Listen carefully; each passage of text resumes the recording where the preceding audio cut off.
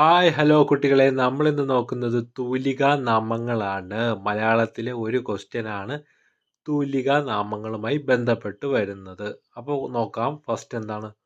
കൊടുപ്പുന്ന. കൊടുപ്പുന്ന എന്നറിയപ്പെടുന്നത് ആരെയാണ്?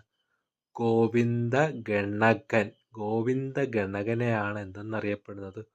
കൊടുപ്പുന്ന. ഇത് അങ്ങനെ വലുതായിട്ട് ആരും കേൾക്കാൻ സാധ്യതയില്ലാത്ത ഒരു ക്വസ്റ്റ്യനാണ്. അതുകൊണ്ട് ഇത് എങ്ങനെയെങ്കിലും കാണാതെ പഠിക്കണം.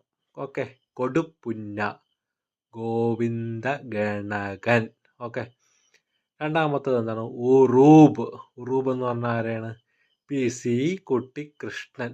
അപ്പോൾ കുട്ടിയെ ഉറുമ്പ് കടിച്ചു എന്ന് ഓർത്താൽ മതി. അപ്പോൾ ഉറൂബ് എന്ന് പറയുന്നത് ആരെയാണ്? PC കുട്ടിക്കൃഷ്ണൻ. കുട്ടിയെ ഉറുമ്പ് കടിച്ചു.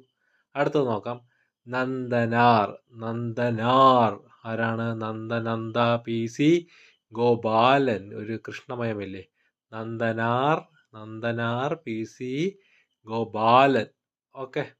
ഇനി അടുത്തത് നോക്കാം. ആശാ മേനോൻ. ആശാ മേനോൻ എന്ന് പറഞ്ഞ് തൂലികാനാമത്തിൽ എഴുതുന്നത് ആരാണ്? K ശ്രീകുമാർ. അപ്പോൾ നമ്മുടെ ശ്രീകുമാരൻ ചേട്ടൻ ആശാ മേനോൻ എന്ന പേരിലാണ് തൂലികാനാമത്തിൽ അറിയപ്പെടുന്നത്. അടുത്തത് നോക്കാം. കോവിലൻ. കോവിലൻ എന്നറിയപ്പെടുന്നത് ആരെയാണ്? VV അയ്യപ്പൻ. ഇപ്പൊ VV അയ്യപ്പൻ, കോവിലൻ. കോവിലാര? അയ്യപ്പൻ. ഓക്കെ. അപ്പൊ ഇതാണ് തൂലികാനാമങ്ങൾ. കൊടുപ്പുന്ന എന്ന് പറയുന്നത് ആരാണ്? ഗോവിന്ദ ഗണകൻ. ഉറുബ്, കുട്ടിയെ ഉറുമ്പ് കടിച്ചു, PC കുട്ടിക്കൃഷ്ണൻ. നന്ദനാർ, PC ഗോപാലൻ.